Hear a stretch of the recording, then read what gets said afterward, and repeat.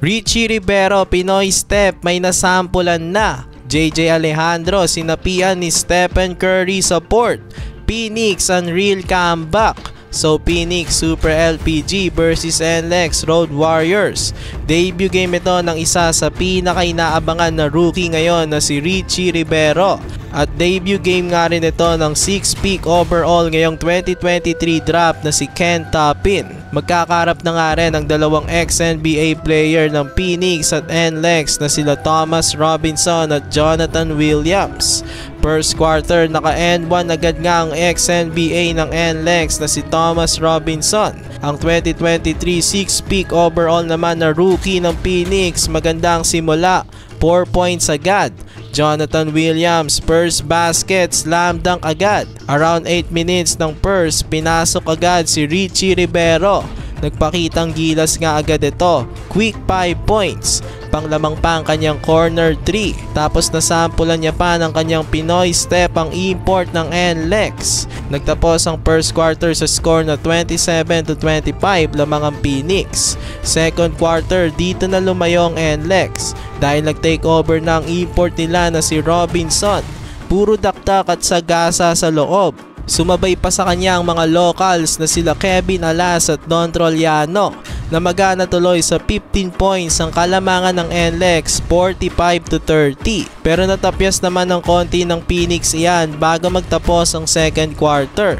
Gumawa na rin kasi ang import nila na si Jonathan Williams. Kaya lang patapos na lang ng first half, may pahabol pa na slam dunk ulit si Thomas Robinson ng NLEX. At the half, 60-49, 11-point lead by NLEX. Third quarter, magandang simula ng Phoenix. Ken Tapin, Tyler Tio at Jonathan Williams ang nanguna sa kanilang 18-19 run. Baba na nga lang sa dalawang kalamangan ng NLEX, 69-67.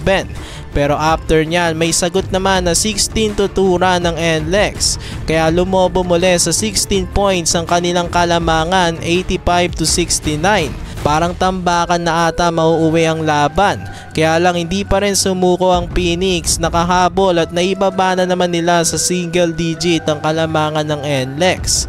Nagtapos ang third quarter sa score na 86-78. Fourth quarter, dito na uminit si JJ Alejandro. Parang sinapian ni Stephen Curry. Tatlong tres na magkakasunod agad ang binitawan sa pasimula ng Port. Nakuha na tuloy ng Phoenix ang kalamangan 87-86.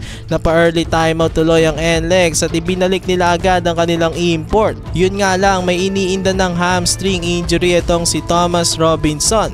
Naka-layup pa naman ito kaya lang nilabas na siya agad dahil nga sa kanyang injury.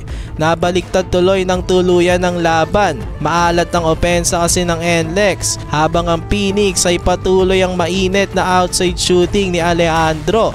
Tapos naisabay na rin si Richie Rivero at Ken Tapin. Lumobo na tuloy sa 12 points ang kalamangan ng Phoenix, 102-90. Richie Rivero may pahabol pang end one play. Di na nga nakabawi ang NLEX sa mainit na shooting ng Phoenix.